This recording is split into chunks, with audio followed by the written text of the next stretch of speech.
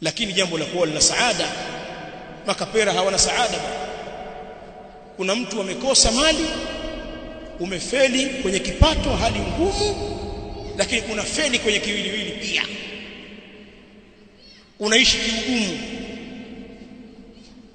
umelala na njaa, lakini pia unalala na mawazo.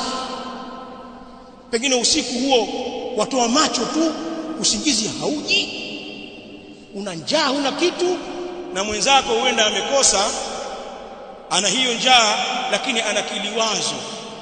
Kuna mtu akamwambia maneno, akampigia mifano,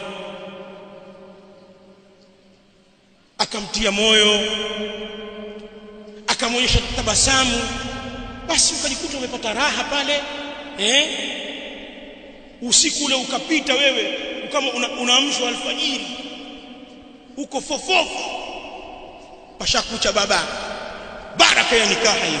Ulilala huna kitu, lakini wife akakupeti pale mpaka kiusingizi kikaja. Haya mabarabara mwapata wapi bwana? Mwapata wapi?